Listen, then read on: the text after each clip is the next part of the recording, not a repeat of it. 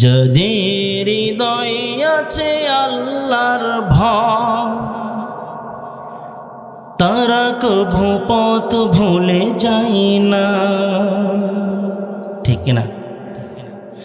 যাদের হৃদয়ে আছে আল্লাহর ভয়, তারা কভু পথ ভুলে যায় না। আল্লাহর প্রেম ছাড়া এই দুনিয়ায় কারো কাছে কোনো কিছু চাই না, কারো কাছে কোনো কিছু চাই না। যাদের হৃদয়ে আছে আল্লাহর ভয়, তারা কভু পথ ভুলে যায় না। আল্লাহর প্রেম ছাড়া এই দুনিয়ায় কারো কাছে কোনো কিছু চাই না, কারো কাছে কোনো কিছু চাই না। রাতের আধারে যারা সিজদাতে রয়, দু চোখের অশ্রুতে নদী যেন বয়। রাতের আধারে যারা সিজদাতে রয়, দু চোখের অশ্রুতে নদী যেন বয়। ছলনার হাত ছানি যত আসুক, ছলনার হাত ছানি যত আসুক, পিছনে ফিরেও তাকাই না, পিছনে ফিরেও তাকাই না। যাদের হৃদয়ে আছে আল্লাহর ভয়, তারা কভু পথ ভুলে যায় না। আল্লাহর প্রেম ছাড়া এই দুনিয়ায় কারো কাছে কোনো কিছু চাই না। দিন কায়েমের পথে যারা অবিচল, তারা হলো আল্লাহর প্রিয়জন। ঠিক না?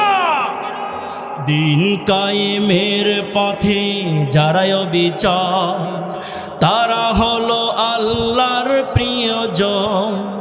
বাতিলের কাছে কবু হার মানে না, করে যাই সংগ্রাম আমারণ। ঠিক না? দিন কায়েমের পথে যারা অবিচল, তারা হলো আল্লাহর প্রিয়জন। বাতিলের কাছে কবু হার মানে না, সংগ্রাম করে যায় আমারও। হীরার আলোতে যার হৃদয় রঙিন, হাতে আল কোরআনের দীপ্ত সঙ্গীন। সত্যের পথে যারা নিবেদিত প্রাণ, সত্যের পথে যারা নিবেদিত প্রাণ, শত্রুকে কবু ভয় পায় না, শত্রুকে কবু ভয় পায় না। সম্মানিত বন্ধুগণ আমার, বিশ্বনবী সাল্লাল্লাহু আলাইহি ওয়াসাল্লাম আল্লাহ পাক রব্বুল আলামিনের সাথে দিদার করতে গিয়েছেন, এই কথা কারোর অজানা নয়। বিশ্বনবী সাল্লাল্লাহু আলাইহি ওয়াসাল্লাম আল্লাহর সাথে সাক্ষাৎ করতে গিয়েছেন, এই কথা কারোর অজানা নয়। কিন্তু আল্লাহ তাআলা হঠাৎ করে কেন বিশ্বনবীকে কাছে টেনে নিলেন? আল্লাহ পাক রব্বুল আলামিন এই জন্য কাছে টেনে নিলেন, যখনই বিশ্বনবী সাল্লাল্লাহু আলাইহি ওয়াসাল্লাম মায়ের পেটে ছিলেন, তখনই তার বাবা মারা গেল। যখনই বিশ্বনবী সাল্লাল্লাহু আলাইহি ওয়াসাল্লাম আপনার ভূমিষ্ঠ হওয়ার কয়েক বছর গেলেন, তার মা মারা গেল। এবং বিশ্বনবী সাল্লাল্লাহু আলাইহি ওয়াসাল্লামের দাদা তাকে লালিত পালিত করতেছিলেন, দাদাও মারা গেল। দাদা মারা যাওয়ার পরে চাচা যান আপনার দেখভাল করতেছিল, ওই চাচাও মারা গেল। ওই সময়ের ভিতরে সবচেয়ে বিশ্বনবীকে বেশি দেখভাল করতেন, বিশ্বনবীকে বেশি ভালোবাসতেন বিশ্বনবীর স্ত্রী আমাদের মা হযরত খাদিজাতুল কুবরা রাদিয়াল্লাহু তাআলা আনহা। আপনার ওই কয়েক দিনের ভিতরে, কয়েক আপনার ওই অল্প কয়েকদিনের ভিতরেই বিশ্বনবীর স্ত্রী সব থেকে আপনার আদরের স্ত্রীটাকে, প্রথম স্ত্রীটাকে, তখন কিন্তু বিশ্বনবী আর কোনো বিবাহ করার নেই, প্রথম স্ত্রী ছিলেন, বিশ্বনবীর স্ত্রীকেও তুলে নিলেন। যখনই একের পর এক যখন বিশ্বনবীর কাছ থেকে যখনই প্রিয় মানুষগুলো হারিয়ে ফেলছেন, তখনই আপনার কাফেররা আপনার বিভিন্নভাবে নির্যাতন করত, বিভিন্নভাবে দৃষ্টিমূলক চালাতো। বিশ্বনবী সাল্লাল্লাহু আলাইহি ওয়াসাল্লামকে, বিশ্বনবী হযরত মুহাম্মদ সাল্লাল্লাহু আলাইহি ওয়াসাল্লামকে নির্যাতন দৃষ্টিমূলক যখন চালানো ধরলো, আর বলছে তোমার তো আল্লাহ রয়েছে, এত দ্রুত তোমার ব্যক্তিগুলো তুলে নিল, তোমার আল্লাহকে এই ব্যক্তিগুলোকে কাছে বেশি দিন রাখতে পারে নাই, তোমার আল্লাহকে তোমাকে সাহায্য করে কই। এই জন্য প্রমাণ দেওয়ার জন্য আল্লাহ পাক রব্বুল আলামিন বিশ্বনবীকে আল্লাহর কাছে মেয়ারাজের জন্য নিয়েছিলেন। সকলে বলি সুবহানাল্লাহ। সম্মানিত বন্ধুগণ আমার, আমি মূলত মেয়ারাজের ঘটনা বলার জন্য আপনাদের মাঝে আয়াতে কারিমাও পড়ে নাই এবং এখানেও বসে নাই, শুধুমাত্র একটু শিক্ষা, একটু আমল নিয়ে যাওয়ার জন্য আমি কথাগুলো বলবো। আপনারা সকলেই জানেন বিশ্বনবী সাল্লাল্লাহু আলাইহি ওয়াসাল্লাম যখনই আপনার মেয়ারাজ থেকে বিদায় হচ্ছিলেন, যখনই আল্লাহ তাআলার কাছ থেকে বিদায় নিয়ে আসতেছিলেন, ষষ্ঠ আসমানে মুসা আলাইহিস সালাম আপনার বসেছিল। সেইখান থেকে আল্লাহ তাআলার ইশারায় মুসা আলাইহিস সালাম বারবার করে আল্লাহর কাছে পাঠাচ্ছিলেন যে ও নবী, ও আমার ভাই, ও আল্লাহর দোস্ত, কখনো কোনো দিন কিন্তু আপনার উম্মত 50 ওয়াক্ত নামাজ পারবে না। বলেছিল কি বলে নাই? 9 বার করে গিয়েছিল। আমি ভূমিকায় যাব না, শুধু কয়েকটা কথা বলবো।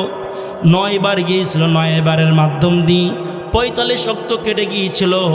আপনার যখন 10ম বার আসলেন, তখন মুসা আলাইহিস সালাম বলছেন যান, আপনার উম্মত কিন্তু পারবে না, গ্যারান্টি দিচ্ছি।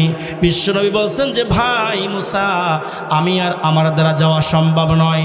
আল্লাহ তাআলা প্রতিবারই 5 ওয়াক্ত কমাচ্ছে, যদি আমি এইবারে যাই হয়তো 5 ওয়াক্ত কমিয়ে দেবে। আমি কি নিয়ে আমার উম্মতের কাছে যাব, কি নিয়ে আমার উম্মতের কাছে হাজির হব? এমনকি আমার বারবার যাইতে লজ্জা লাগতেছে, 9 বার গিয়েছি, আমি যেতে পারবো না। আল্লাহ পাক রব্বুল আলামিন যে 5 ওয়াক্ত নামাজ দিয়েছে এটা নিয়ে নেব। আল্লাহ তাআলা আরশ থেকে জানিয়ে দিলেন, বন্ধু তুমি টেনশন করো না, আমার কলম যেটা চলে ওটা আর বন্ধ হয় না। 50 ওয়াক্ত দিয়েছি, তোমার উম্মতের জন্য জারি থাকলো 5 ওয়াক্ত। কিন্তু কোন উম্মত যদি 1 ওয়াক্ত নামাজ পড়ে, আমি আল্লাহ তাআলা তার 1 ওয়াক্তের বদলাতে 10 ওয়াক্তের সওয়াব দান করে দেব। কি আল্লাহ পেয়েছি আমরা! অন্য ধর্মের দিকে লক্ষ্য করুন তো। এই যুবক ভাই ভিতরে আসেন। সম্মানিত বন্ধুগণ আমার, আল্লাহ পাক রব্বুল বলছেন, বন্ধু তুমি টেনশন করো না, তুমি চিন্তা করো না। 1 ওয়াক্ত নামাজ যদি তোমার উম্মত পড়ে, আমি আল্লাহ পাক রব্বুল আলামিন 10 ওয়াক্তের সওয়াব দান করব। বিশ্বনবী সাল্লাল্লাহু আলাইহি ওয়াসাল্লাম বলেন, আল্লাহ যদি আমার উম্মত 5 ওয়াক্ত পড়ে, আল্লাহ বলেন 5 ওয়াক্ত বললে 50 ওয়াক্তের সওয়াব দিয়ে দেব। সুবহানাল্লাহ বলেন। এবং বলে দিলেন, ও হাবিব যাও, তোমার উম্মত যদি একটা ভালো কাজ করার যদি মন মানুষে তৈরি করে, ভালো কাজ এখনও করে নাই, মন তৈরি করার কারণেই আমি আল্লাহ তাআলা 1 নেকি দিব। এবং শুধু 1 নেকি দিব না, যখনই কাজটা পূর্ণ করে ফেলবে, আমি আল্লাহ তাআলা 1-এর বদলাতে 0 লাগিয়ে 10 বানিয়ে দেব। শুধুমাত্র এটা নয়, তোমার উম্মত যদি, আমার বান্দা যদি একটা অপরাধ করে, একটা অপরাধ করার কারণেই আমি আল্লাহ তাআলা একটা অপরাধ লিখব, একটা গুনাহ লিখব।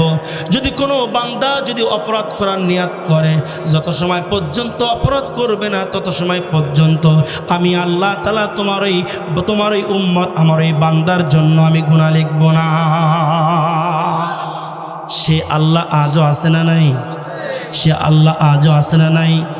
এখন যদি আমরা নামাজ পড়ি, তাহলে 1500 বছর আগেই যে কোরআন নাজিল হয়েছে, ওই কোরআন অনুযায়ী জীবন গড়ি, তাহলে 1500 বছর আগে যেমন নেকি দিত, এখন কি তেমন নেকি দিবে না? শুধুমাত্র নেকি পাইতে গেলে, নামাজ পড়তে গেলে বিশ্বনবী বলেন সল্লু কামা রাআইতুমুনি উসাল্লি, আমাকে তোমরা যেভাবে নামাজ পড়তে দেখেছো তোমরাও সেইভাবে নামাজ পড়ো। যদি তোমরা এইভাবে নামাজ পড়তে পারো, আমি আল্লাহ পাক রব্বুল আলামিন বলে দিচ্ছি ইন্নাস সালাতা তানহা আনিল ফাহশাই ওয়াল মুনকার। সকলে বলুন না আল্লাহু আকবার। যদি কোনো মানুষ বিশ্বনবীর দেখানো অনুসারে নামাজ পড়তে পারে আর নামাজ যদি আল্লাহর কাছে কবুলিয়ত হয়ে যায়, আল্লাহর কোরআন বলেন, আল্লাহ বলেন ও নবী ও বন্ধু ও আমার বান্দারা শুনে নাও, অবশ্যই ওই নামাজ পড়ার কারণেই আমি আল্লাহ তাআলা তোমার ভিতরে যত খারাপ কাজ আছে ওই খারাপ কাজ থেকে আমি আল্লাহ পাক রব্বুল আলামিন অবশ্যই তোমাকে ফিরিয়ে এনে নেকির কাজ করাবো এবং ভালো লোকের সাথে মিলিয়ে দেব। সকলে বলি না সুবহানাল্লাহ। কিন্তু যদি নামাজ কিনা আব্দুল্লাহ বিন উবাইয়ের মতো হয়ে যায়, তাহলে কি নামাজের মাধ্যম দিয়ে ভালো কাজ হবে? বলেন ভালো কাজ হবে? আমাদের সমাজের ভিতরে আব্দুল্লাহ বিন উবাই আছে না নাই? বলেন আব্দুল্লাহ বিন উবাই আছে না নাই? ওই জামানায় ছিল, এখনো আছে। আব্দুল্লাহ বিন উবাই ইবনে সালুল রাসূলের পিছনে নামাজ পড়তো, বিশ্বনবী সাল্লাল্লাহু আলাইহি ওয়াসাল্লামের পিছনে নামাজ পড়তো। নামাজ পড়ার পরও ইসলামের বিরোধিতা করত। আজ আমাদের সমাজের ভিতরে এমন মুসল্লি পাওয়া যায়, মসজিদের যে ইমামের পিছনে নামাজ আদায় করলো, নামাজ পড়েই ওই ব্যক্তি আবার ইমামের সমালোচনা করলো। আছে না নাই? ওর যাত্রা প্যান্ডেলে যে ওর সময় নষ্ট হয় না, চায়ের দোকানে গেলে তার সময় নষ্ট হয় না, গল্প গুজবে বসলে সময় নষ্ট হয় না, জুয়ার আড্ডায় বসলে সময় নষ্ট হয় না, 3-4 ঘন্টা ধরে 5 ঘন্টা ধরে বিপিএল খেলা দেখে সেখানে সময় নষ্ট হয় না। যদি আপনার জুমার দিন যদি আপনার 1:25-এর জায়গা যদি 1:30-35 বেজে যায়, 10 মিনিটের ভিতরে তার কলিজা ছেড়ে আগুন ধরে যায়। এমন ব্যক্তি আছে না নাই? আল্লাহর কসম করে বলি, ওই রকম মন নিয়ে আল্লাহর ঘরে ঢুকলে ওর সব হবে, কিন্তু ওই ইমামের পিছনে নামাজ পড়ে ওর কোনোদিন হিদায়াত হবে না। তাই যদি হতো ইমাম সাহেব যে ব্যাপারে কথা বলল, তুমি বাহিরে যে তার উল্টাটা বলতেছো। আছে না নাই? আছে না নাই? আবার দেখবেন এই ব্যক্তি যদি মারা যায়, সমাজের ইমামদেরকে আগে ডেকে নিয়ে মাইকে ঘোষণা করায়। আবার দেখবেন এই ব্যক্তিতে মারা যায়, ইমামকে নিয়ে জানাজা পড়ায়। এই ব্যক্তিতে মারা যায়, ইমামকে নিয়ে দোয়া অনুষ্ঠান করে। আল্লাহর কোরআনের শপথ করিবেন, আল্লাহর কসমকে বলি, কোনো মুনাফিক যদি মারা যায়, এমনকি কাবার ইমাম আমি সাইফুল্লাহ কেন কাবার ইমামও যদি দোয়া করে, কোনো দোয়া আল্লাহর কাছে গ্রহণযোগ্য হবে না। কথা কার? যেখানে বিশ্বনবী দোয়া আল্লাহ গ্রহণ করবেন না বলে দিলেন, বলছেন ওয়ালা তুসাল্লি আলা আহাদিম মিনহুম মাতা আবাদা। হে নবী, তুমি তাদের জন্য কখনই দোয়া করবে না, তাদের জন্য দ্বিতীয়বার দোয়া করবেই না যারা মুনাফিক ছিল। কারণ মুনাফিকের স্থান আল্লাহর কোরআন বলেন, আপনারা 4 নম্বর সূরা নিসার 35 নম্বর আয়াতের ভিতরে আল্লাহ বলেন, ইন্নাল মুনাফিকিনা ফি দারকিল আসফালি মিনান নার। মুনাফিকের স্থান হচ্ছে জাহান্নামের একেবারে নিম্ন স্তরে। যেখানে আল্লাহ বলেছেন ওই ব্যক্তি মুনাফিক, জাহান্নাম, সেখানে যদি আমরা 10টা গরু জবাই করেও দিই, আমরা কাবার ইমাম পর্যন্ত দোয়া করি, কোনো দোয়া কাজে লাগবে? বলেন কাজে লাগবে? কাজে লাগবে না। সুতরাং আমরা ইমান কম থাকতে পারে, ইমানের বলিয়ান কম থাকতে পারি, কিন্তু অনুরোধ থাকবে, আল্লাহর কাছে ফরিয়াদ থাকবে, মালিক যেন আমাদের কখনো আব্দুল্লাহ বিন উবাই ইবনে সালুলের মতো যেন আমাদের কখনো এরকম খাস্তাতের ব্যক্তি না করেন। সকলে বলছে আমিন। পারা যাবে তো ইনশাআল্লাহ? সম্মানিত বন্ধুগণ আমার, এখন যে ব্যক্তি নামাজ পড়ল না, ওই ব্যক্তি বিশ্বনবী যে উপঢৌকন নিয়ে আসলেন, পুরস্কার নিয়ে আসলেন, বিশ্বনবী যে হাদিয়া নিয়ে আসলেন নামাজ, ওই ব্যক্তি নামাজটাও ছেড়ে দিল। এবং আল্লাহ রাসূল সাল্লাল্লাহু আলাইহি সাল্লাম বলেন, আউয়ালু মা ইউহাসাবু বিহিল আবদু ইয়াউমাল কিয়ামাতিস সালাহ। আল্লাহ রাসূল বলেছেন, কিয়ামতের দিন সর্বপ্রথম বান্দাদের নামাজের হিসাব হবে। সকলে বলি সুবহানাল্লাহ। যে ব্যক্তি নামাজ পড়ে ওই ব্যক্তি নামাজের হিসাব দিতে পারবে, আর যে ব্যক্তি নামাজ পড়ে না ওই ব্যক্তি কি নামাজ হিসাব দিতে পারবে? আল্লাহ রাসূল বলেন, মিফতাহুল জান্নাতিস সালাহ, নামাজ হচ্ছে বেহেশতের চাবি। নামাজ কিসের চাবি? বলেন কিসের চাবি? নামাজ যদি বেহেশতের চাবি হয়, যে ব্যক্তি নামাজ পড়লো না ওই ব্যক্তি কি চাবি পাবে? চাবি পাবে। এই জন্য আমাদের সমাজের মাঝে দেখবেন নামাজ পড়ার পরও যে ব্যক্তি ইসলামটাকে বিরোধিতা করবে, নামাজ পড়ার পরও যে ব্যক্তি উলামায়ে কিরামদের নিয়ে বিরোধিতা করবে, মনে করবেন নামাজি হতে পারে, কিন্তু হচ্ছে আব্দুল্লাহ বিন উবাই মার্কা নামাজি। কথা কি ভুল বললাম? ভুল বললাম? আর যে ব্যক্তি নামাজ পড়ে না, মনে করবেন আবু জেহেল যা ও তা, আপনার বাড়ির পাশে কালীপদ যা ও তা। কথা আমার নয়, বিশ্বনবী বলেছেন বাইনাল আবদি ও বাইনাল কুফরি তারকুস সালাহ। কাফের এবং মুসলিম, মুশরিক এবং মুসলমানদের ভিতরে পার্থক্য শুধুমাত্র নামাজ। শুধুমাত্র কি? নামাজ। যে ব্যক্তি নামাজ পড়ল সে ব্যক্তি ইমানের ভিতরে পদার্পণ করলো, যে ব্যক্তি নামাজ পড়ল না সে ব্যক্তি ইমান থেকে খারাজ হয়ে গেল। সুতরাং যে ব্যক্তি নামাজ পড়বেন না, যে ব্যক্তি জোহরের নামাজ ছেড়ে দিল, ওই ব্যক্তি জোহর থেকে আসর পর্যন্ত মুশরিক থেকে গেল।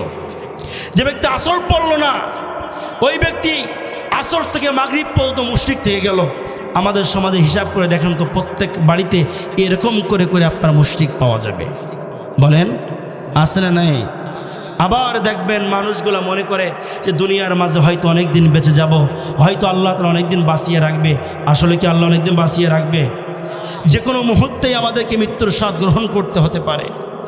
আল্লাহ রাব্বুল বলেছেন ওয়ালা ইউখিরুল্লাহু নাফসান ইযা জাআ আজালুহা, যখন কোনো মানুষের মৃত্যুর সময় আসে তখন তাকে 1 সেকেন্ড সময় দেওয়া হয় না। যদি সে ব্যক্তি আপনার লোহার সিন্ধুকের ভিতরে যদি পলায়ন করতে চায় তাকেও সময় দেন না। কে? বলেন কে? এ কথাটা আমার নয়, আল্লাহ বলেছেন আইনামা তাকুনু ইদরিকুমুল মাউতু ওয়ালাউ কুনতুম ফি বুরুজিন মুশাইয়াদা। তুমি যদি লোহার সিন্ধুকের ভিতরেও থাকো তাহলে অবশ্যই অবশ্যই আমি আল্লাহ ঘোষণা করেছি মৃত্যুর সময় যখন আসবে তখনই তোমাকে মৃত্যুর স্বাদ গ্রহণ করতে হবে।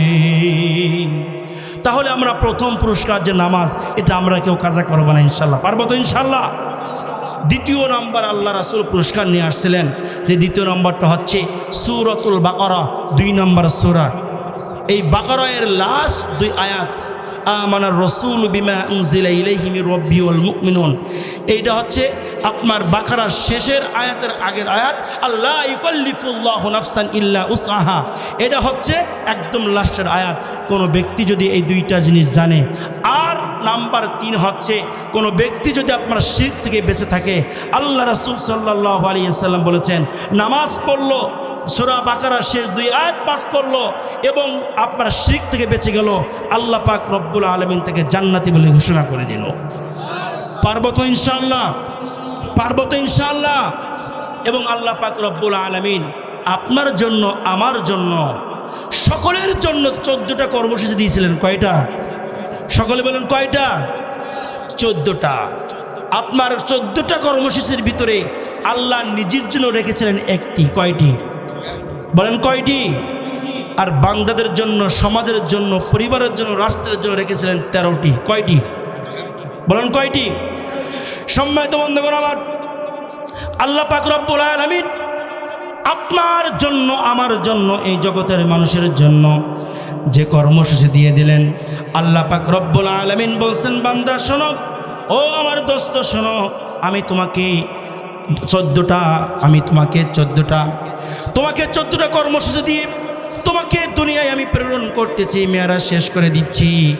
আল্লাহ পাক রব্বুল আলামিন বলছেন ও আমার দোস্ত শোনো, প্রথম নাম্বার কর্মসূচি হচ্ছে একমাত্র আল্লাহ তাআলার ইবাদত করা। কার ইবাদত? বলেন কার ইবাদত? ঘোষণা করছেন কে? বলেন ঘোষণা করছেন কে? এটা মোল্লার কথা না, কার কথা? আল্লাহ পাক রব্বুল আলামিন পবিত্র কোরআন 17 নম্বর সূরা বনী ইসরাঈলের ভিতরে 23 নম্বর আয়াতে আল্লাহ রাব্বুল আলামিন বলেছেন আকাদা রাব্বুকা আল্লা তা'বুদু ইল্লা ইয়াহু। সকলে বলুন না আল্লাহু আকবার। আল্লাহ পাক বলেছেন আকাদা রাব্বুক, আমি আল্লাহ তাআলা ফয়সালা করে দিচ্ছি, আমি আল্লাহ তাআলা হুকুম করে দিচ্ছি, আমি আল্লাহ তাআলা সিদ্ধান্ত করে দিচ্ছি, রব্বুকা আল্লাহ তা'বুদু, ইবাদত করো না, ইল্লা ইয়াহু, আমি ছাড়া। ঘোষণাকার আল্লাহ ছাড়া কারোর ইবাদত করা যাবে? আমরা কি করি? জমান হয়ে গেছে। আমরা কি আল্লাহ ছাড়া কারোর ইবাদত করি? আমরা মুখে বললাম তো একরকম, বাহিরে যে করলাম আর একরকম। প্রতিদিন দৈনন্দিন যে ব্যক্তি ফরজ নামাজ শুধুমাত্র পড়ে, ওই ব্যক্তি 17 বার আপনার আল্লাহকে বলে ইয়াকা না'বুদু, আল্লাহ তোমার ইবাদত করি। বলি কি বলি না? বলেন বলি কি বলি না? এবং সেই সাথে সাথেই বলি ওয়া ইয়াকা নাস্তাঈন, মালিক গো তোমার কাছে সাহায্য চাই। বলি কি বলি না? বলেন বলি কি বলি না? নামাজের ভিতরে যে আল্লাহর কাছে সাহায্য চাইলাম, নামাজের ভিতরে যে আল্লাহকে বললাম আল্লাহ তোমার ইবাদত করি, আর সেই মানুষগুলা বাইরে এসে বান্দার আল্লাহর বান্দার শয়তানের তাবেদারি করে। কথা কোন ঠিক কিনা?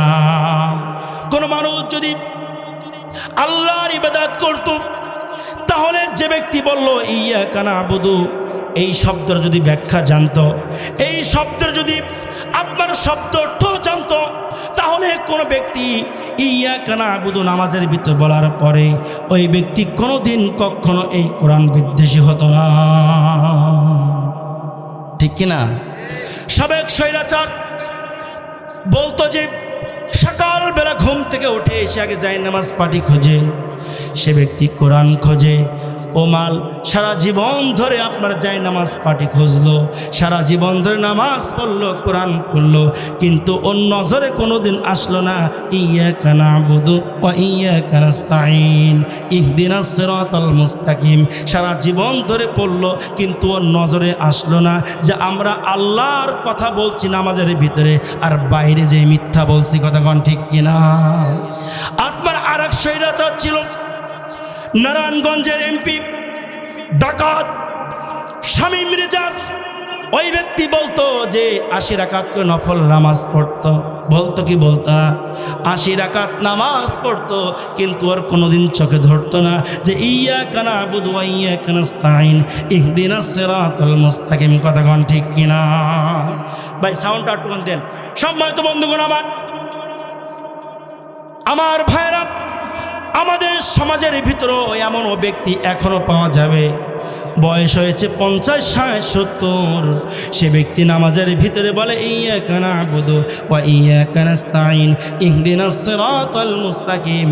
আজও পর্যন্ত জানলো না যে নামাজের মধ্যে বলছি কি আর আমি বাইরে এসে করছি কি। কথা কোন ঠিক কিনা? তাহলে মিথ্যা কথা বলা কি গুনাহ, কিন্তু একটা তার পদ নিয়ে লাগে, সেটা হচ্ছে মুনাফিকি। কি?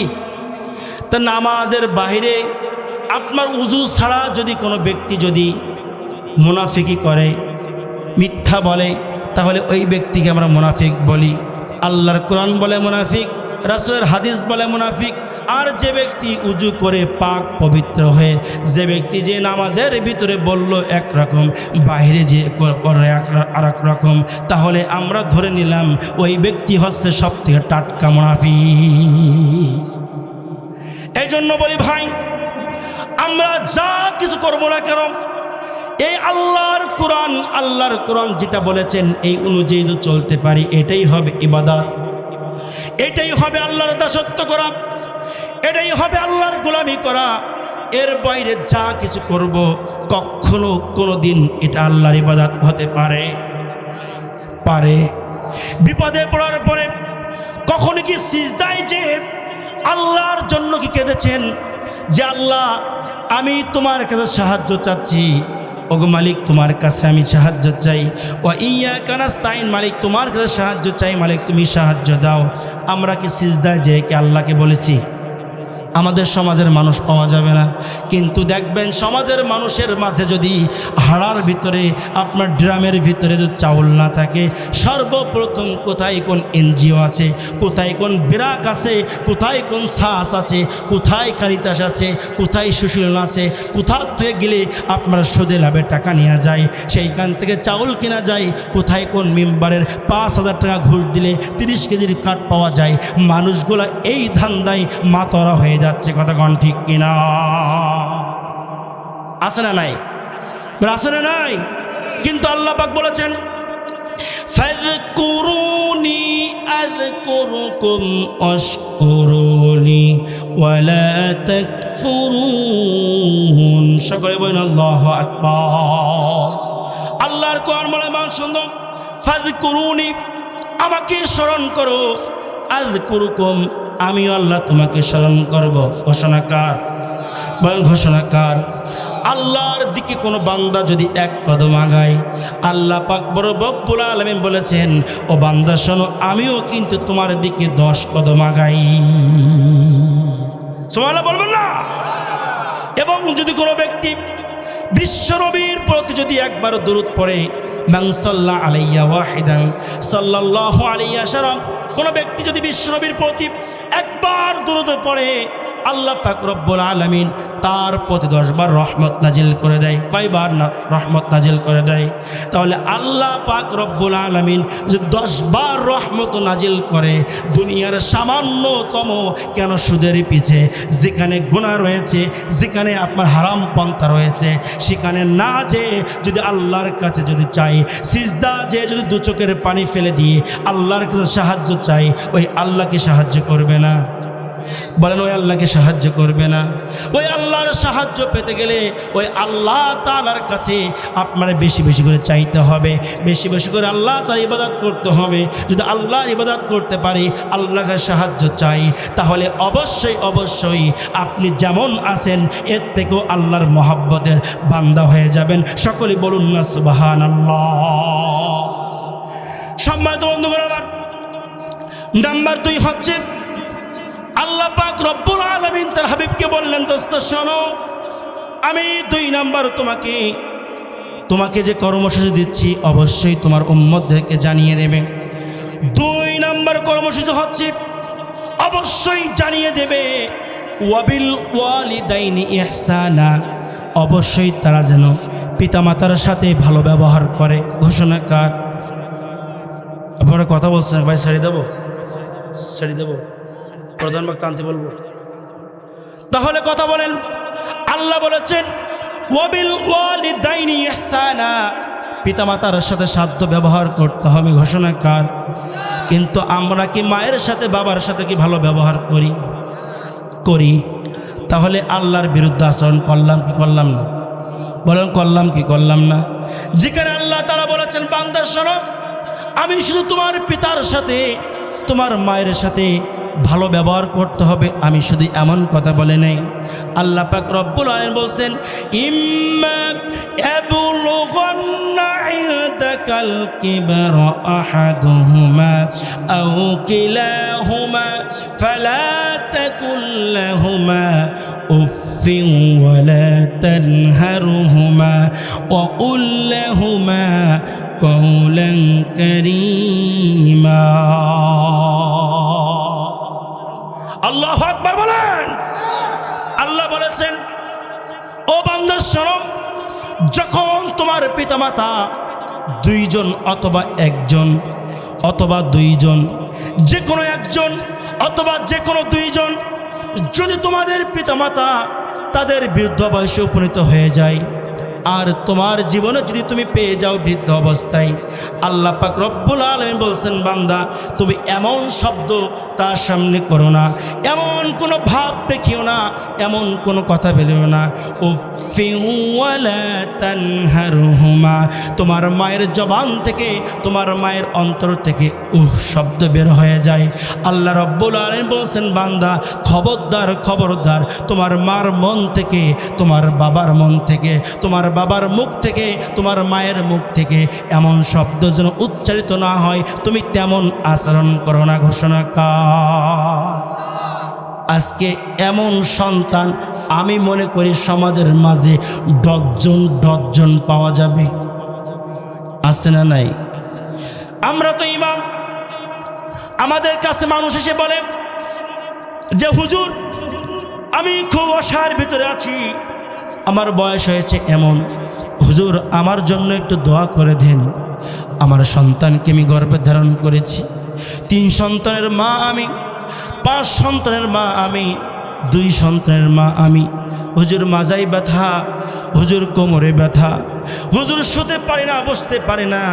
যে সন্তানকে বুকে ধারণ করার কারণে, যে সন্তানকে পেটে ধরার কারণে, যে সন্তানকে লালন পালন করার কারণে, যে সন্তানকে বুকে দুধ খাওয়ার কারণে আমি মা, আমার মাজার হাড়গুলো, আমার মাজা থেকে ক্যালসিয়াম সরে সরে গিয়েছে। আমি বৃদ্ধা বয়সে এসে আমি হাড়ের সমস্যায় ভুগতেছি। হুজুর আজকে সেই সন্তান আমাকে দেখে না। ও হুজুর সেই সন্তান আমাকে দেখতে পারে না, আমার একটু ঔষধ কিনে দেয় না, আমার ঘরে একটু লাইট দেয় না, এই গরমের সময় একটু ফ্যান দেয় না। অথচ তার ছোট্ট ছোট্ট বাচ্চা রয়েছে, অথচ তার ছোট্ট ছোট্ট সন্তান রয়েছে, তাদের জন্য খাবার নিয়ে যায়। তারা কান্না করার আগে তাদের জন্য খাবার নিয়ে যায়, অসুখ হওয়ার আগে ঔষধ কিনে দেয়।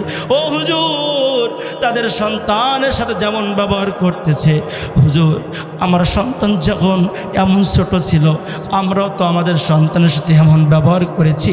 আমার সন্তানকে কোলে করেছি, ভালো খাবার খাই নাই।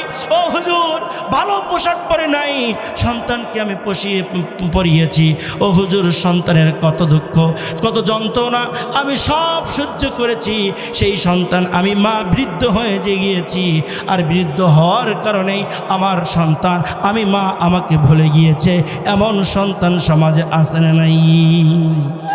শুধু নাই, বাকে পর্যন্ত মারে, মা বাকে পর্যন্ত গোলা ধাক্কা দেয়, এমনও সমাজে আমরা বসবাস করতেছি। কিন্তু আল্লাহর কোরআনের শপথ, যদি কোনো সন্তানের জন্য মায়ের বুক থেকে যদি একটুখানি শব্দ বের হয়, চোখের ফোঁটা, চোখ দিয়ে এক ফোঁটা পানি বের হয় কষ্ট পেয়ে, তার দুনিয়াও বরবাদ হয়ে যাবে, আখিরাতও বরবাদ হয়ে যাবে। ঘোষণা কার? ঘোষণা কার? আল্লাহ রাসূল বলেন, রিদার রব্বি ফি রিদাল ওয়ালিদি ওয়া সাখাতুর রব্বি ফি সাখাতিল ওয়ালিদাইন। যদি কোনো ব্যক্তি মায়ের সাথে ভালো আচরণ করতে পারে, বাবার সাথে ভালো আচরণ করতে পারে, আল্লাহ পাক রব্বুল আলামিন এই ভালো আচরণ করার কারণে মা বাবার মন খুশি হয়ে যায়। আর যখনই মা বাবার মন খুশি হয়ে যায়, তখনই আল্লাহর আরশ পর্যন্ত খুশি হয়ে যায়। সকলেই বলি সুবহানাল্লাহ। আর যখনই কোনো মায়ের প্রতি, বাবার প্রতি সন্তান অবিচার করে, মায়ের মনে ব্যথা লাগে, বাবার মনে ব্যথা লাগে, মা বাবার মন থেকে চোখ দিয়ে দর দর করে পানি পড়ে। আল্লাহ বলেন, মা বাবা কষ্ট পাইলে আমার আরশ পর্যন্ত কেঁপে ওঠে।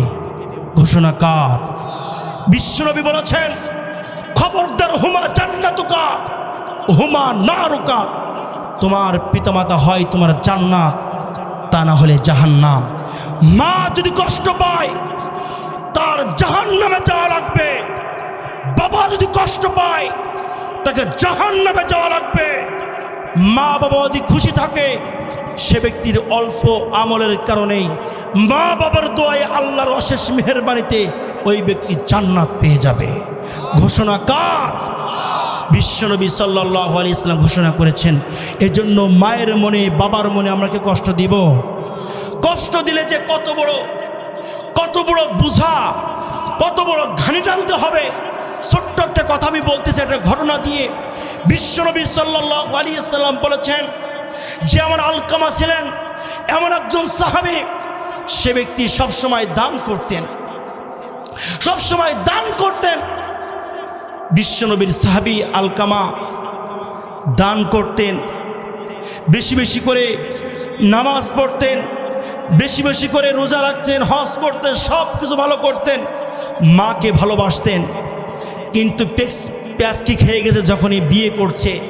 বিশ্বনবী সাল্লাল্লাহু আলাইহি সাল্লাম এই আলকামার ব্যাপারে কি বলেন শুনুন। যখনই আলকামা মুমূর্ষ অবস্থায় ছিলেন, যখনই মৃত্যুর শয্যায় ছিলেন, তার জবানটা বন্ধ হয়ে গেল। যখনই আলকামার জবান বন্ধ হয়ে গেল, তার স্ত্রী বিশ্ব নবীর কাছে খবরটা পাঠালো যে, ও আল্লাহর নবী, আমার স্বামী আলকামার জবান বন্ধ হয়ে গেছে, মুমূর্ষ অবস্থায় রয়েছে। ও আল্লাহর নবী, আমি চাই যে আপনি যেন অবশ্যই অবশ্যই আমার স্বামীর কাছে একটু আসেন। বিশ্বনবী আপনার প্রয়োজন মনে করতেছি। বিশ্বনবীর কাছে যখনই খবরটা পাঠালেন, খবর পাঠানোর পরে বিশ্বনবী সাল্লাল্লাহু আলাইহি ওয়াসাল্লাম রাহমাতুল আলামিন হযরত আম্মার, হযরত শুআইব, হযরত বিলাল রাদিয়াল্লাহু তাআলা কে আপনার তার কাছে পাঠিয়ে দিলেন। বিশ্বনবী সাল্লাল্লাহু আলাইহি ওয়াসাল্লাম বলেন, যাও রে যাও, ও আম্মার দেরি করো না, ও শুআইব দেরি করো না, ও বিলাল দেরি করো না। আমার আমার আমার আলকামার জবানটা বন্ধ হয়ে গিয়েছে, যাও তো কালিমার তালকিন দিতে লাগো। বিশ্বনবীর কথা অনুযায়ী তিনজন সাহাবী আলকামার বাড়ির দিকে রওনা হলেন। আলকামার বাড়িতে গেলেন, বাড়িতে যেয়ে তাকে কালিমা শাহাদা পাঠ করতে বললেন। তাই কালিমা শাহাদা যখন তালকিন দিতে লাগলেন, আপনার কোনো মতেই তার জবান থেকে কোনো কথা বের হয় না, তার জবান থেকে কোনো শব্দ বের হয় না, তার জবান থেকে কোনো মতেই আপনার কালেমা উচ্চারণ হয় না। বিশ্বনবীর তিনজন সাহাবী আপনার দেরি করলেন না, একজন ব্যক্তিকে বিশ্বনবীর কাছে খবর পাঠালেন। বিশ্বনবীর কাছে যে খবর দিয়ে বললেন, ও আল্লাহর নবী, আলকামার মুখ থেকে, আলকামার জবান থেকে কোনো শব্দ। আলামিনের কথা অনুযায়ী জৈনক ব্যক্তি আলকামার বাড়িতে চলে গেলেন। আলকামার বাড়িতে যে আপনার সেই আলকামার মায়ের সাথে দেখা করলেন। আলকামার মায়ের সাথে দেখা করার পরে বললেন, ও বুড়িমা, আপনাকে বিশ্বনবী সাল্লাল্লাহু আলাইহি ওয়াসাল্লাম খবর পাঠিয়েছেন, আপনাকে সালাম জানিয়েছেন। ও আল্লাহর নবী, আপনার কাছে বলি, আমার কাছে খবর পাঠানো লাগবে না, আমি অবশ্যই অবশ্যই আপনি আমার কাছে না এসে আমি আল্লাহর নবীর কাছে, আমি বুড়িমা বলছি, আমি আল্লাহর নবীর কাছে পায়ে হেঁটে যাব। সকলে বলুন না সুবহানাল্লাহ। বিশ্বনবী সাল্লাল্লাহু আলাইহি ওয়াসাল্লামের কাছে বুড়িমা হাঁটি হাঁটি পা পা করে করে, বুড়ি মানুষ হাঁটি হাঁটি পা পা করে করে বিশ্বনবীর কাছে গেলেন। লম্বা ঘটনা সংক্ষেপ করছি সময় স্বল্পতার কারণে। সম্মানিত হাজির আমার, বিশ্বনবী রাহমাতুল আলামিন সাইয়্যিদুল মুরসালিন খাতামুন নবিয়্যিন নবী আপনার বিশ্বনবীর কাছে বলছেন, আসসালামু আলাইকুম ইয়া রাসূলুল্লাহ, ও আল্লাহর নবী, ও দয়ার নবী, আপনি আমার সালাম গ্রহণ করুন। আল্লাহর নবী বুড়িমার সালাম গ্রহণ করলেন। বলছেন যে আল্লাহর রাসূল, আপনি কি জন্য আমাকে তলব করেছেন, ডেকে পাঠালেন? বিশ্বনবীর কথা শুনে বুড়িমা বললেন, বুড়িমা বললেন যে আল্লাহ নবী কি জন্য পাঠিয়েছেন? আল্লাহ নবী বলছেন, বুড়িমা, আপনার কাছে আমি একটা জিজ্ঞাসা করব, আপনি যদি মিথ্যা বলেন তাহলে আল্লাহ কিন্তু ওহী নাজিল করে দিবেন। বলছেন, আল্লাহর নবী, আমি মিথ্যা কেন বলবো? আমি তো অবশ্যই সত্য কথা আপনার সামনে উচ্চারণ করব। বলছেন যে, ও বুড়িমা, আপনি বলুন তো দেখি, আলকামা আপনার কি হয়? তখনই বুড়িমার চোখ দিয়ে অনঝরে পানি ঝরতেছিল আর বলতেছে যে, হুজুর, আলকামা হচ্ছে আমার সন্তান, আমি তাকে পেটে ধারণ করেছি, আমি তাকে বুকে ধারণ করেছি। আমার সন্তান আলকামাকে আমি অবশ্যই বুকের দুধ খাইয়ে মানুষ করেছি। হুজুর, আমার সন্তান আলকামা, আমার সন্তান হচ্ছে আলকামা। হুজুর বলছেন যে, বুড়িমা, আপনার সন্তানের প্রতি আপনি কেমন খুশি রয়েছেন? বলছেন যে, হুজুর, আমার সন্তানের প্রতি বিয়ের আগ পর্যন্ত আমি খুশি ছিলাম, কিন্তু এখন আমি খুশি নাই। বলছেন, কেন গো, কেন? বলছেন যে, আমার সন্তান বিয়ে করার পরেই আমার সন্তানের বউ, অর্থাৎ আমার বৌমাকে সে ব্যক্তি বেশি প্রাধান্য দিয়েছে, আর প্রাধান্য দেওয়ার কারণেই আমার সন্তানের প্রতি আমি অখুশি। যখনই বুড়িমা কথা বললেন, তো আল্লাহ নবী বলছেন যে, আপনার সন্তানকে আপনি মাফ করে দেন, আপনার সন্তানের জবান বন্ধ হয়ে গেছে। কিন্তু বুড়িমা বললেন, না, আমার সন্তানকে আমি মাফ করতে পারবো না। কতটুকু কষ্ট পেলেই মায়ের মন থেকে, মুখ থেকে এমন কথা বের হয়। যখনই বুড়িমা বললেন যে মাফ করতে পারবো না, বিশ্বনবী বলছেন যে, বুড়িমা মাফ করে দেন। বলছেন যে, না, আমি মাফ করব না। আমরা সকলেই জানি যে আমাদের মা কতটুকু কষ্ট করেছে আমাদের জন্য। আমরা হয়তো মায়ের পেটে ছিলাম, আমরা উপলব্ধি করতে পারি নাই, কিন্তু এখানে আমরা যারা বাবা আছি, আমরা তো প্রত্যেকেই উপলব্ধি করেছি, আমরা তো প্রত্যেকেই দেখেছি যে আমাদের স্ত্রীদের পেটে যখন আমাদের অনাগত সন্তান ছিল, আমাদের এই ঔরসের সন্তান যখন স্ত্রীর পেটে ছিল, তখনই আমরা দেখেছি যে স্ত্রীর কত কষ্ট হয়েছে। দেখেছি কি দেখি নাই? এখন তো টেকনোলজির সময়, এখন তো টেকনোলজির সময়। মুহূর্তের মধ্যে ডাক্তার পাওয়া যায়, মুহূর্তের মধ্যে অ্যাম্বুলেন্স পাওয়া যায়, মুহূর্তের মধ্যে সব কিছুর ব্যবস্থা হয়ে যায়। কিন্তু যখন কোনো মায়ের বয়স 50 বছর 60 বছর উপনীত হয়ে গেছে, সেই সমস্ত মায়ের সময় কি এরকম অ্যাম্বুলেন্স মুহূর্তের ভিতরে পেয়েছিলাম? আমরা মুহূর্তের ভিতরে ডক্টর পেয়েছিলাম? এরকমভাবে ট্রিটমেন্ট পাই নাই। সেই মাকে কষ্ট যারা দেই, আমি মনে করি সেই ব্যক্তি হতভাগা ছাড়া আর কিছুই নয়। যখনই বিশ্বনবী বললেন যে আপনার সন্তানকে আপনি মাফ করে দেন, বুড়িমা বললেন না, আমার সন্তানকে আমি মাফ করতে পারবো না। আল্লাহ নবী বললেন যাও রে যাও, ও সাহাবীরা দেরি করো না, কাঠ নিয়ে আসো, পাহাড় থেকে রাশি রাশি কাঠ নিয়ে এসো, মোটেও দেরি করো না। ও সন্তান, তুমি মোটেও দেরি করো না, মোটেও দেরি করো না, যাও একটুখানি দৌড়িয়ে যাও। তখনই আপনার বিশ্বনবীর সামনে বুড়িমা বললেন, আল্লাহর নবী আপনি কি জন্য বলতেছেন, কি জন্য বলতেছেন যে কাঠ নিয়ে আসবেন? বলছেন যে আপনার সন্তান আলকামাকে আমি জ্বালিয়ে দেব। বিশ্বনবী বললেন যে না না না, আপনার সন্তানকে আমি জ্বালিয়ে দেব। বুড়িমা বলছে আমার সন্তানকে আপনি জ্বালিয়ে দিয়েন না, আমার সন্তানকে আপনি জ্বালালেন আমি মা সহ্য করতে পারবো না। বুড়িমা তখনই বললেন যে আমি আমার সন্তানকে অবশ্যই অবশ্যই আমি এই মুহূর্তে আল্লাহর কসমকে বলছি, অবশ্যই সকল জনতাকে আমি সাক্ষ্য রেখে বলছি, এই মুহূর্তে ঘোষণা দিয়ে বলতেছি আমার সন্তান আলকামার প্রতি আমি খুশি হয়ে গেলাম। আগে বললেন মাফ করবে না, পরে যখন বললেন যে সন্তানকে আগুন দিয়ে পুড়িয়ে দেবে, তখনই মাফ করে দিলেন। এই মাকে যারা কষ্ট দিয়েছেন, এই মায়ের কাছে মাফ চেয়ে নেন। এবং বিশ্বনবী বললেন যাও, সাহাবী দেরি করো না, তার বাড়িতে যেয়ে চলে যাও, তাকে কালিমার তালকিন দিতে লাগো। তখনই তার বাড়ির দিকে যখন রওনা হলেন, বাড়ির যখন কিনারে কিনারে যখন চলে গেলেন, বাড়ি থেকে আপনার শব্দ আসছিলেন, কালিমা শাহাদা পাঠ করছেন, আশহাদু আল্লা ইলাহা ইল্লাল্লাহ ওয়া আশহাদু আন্না মুহাম্মাদুর রাসূলুল্লাহ। যখনই আপনার এই কালিমা শাহাদা পাঠ করলেন, আপনার সাহাবীরা বাড়ির ভিতরে গেলেন, গিয়ে দেখলেন যে আপনার কালিমা শাহাদা পাঠ যখনই করা শেষ হলো, আলকামাও আপনার মারা গেল। বিশ্বনবী উপস্থিত জনতার সামনে ঘোষণা করলেন, এই আলকামা যদি তার মার মনে কষ্ট দিয়ে যদি সে ব্যক্তি এইভাবে মারা যেত, কখনো তার কালিমা নসিব হতো না, কখনো সে ব্যক্তি জান্নাত পেত না। আল্লাহর নবী বলেন আল জান্নাতু তাহতা আকদামিল উম্মাহাত, মায়ের পায়ের নিচে সন্তানের ভেষ।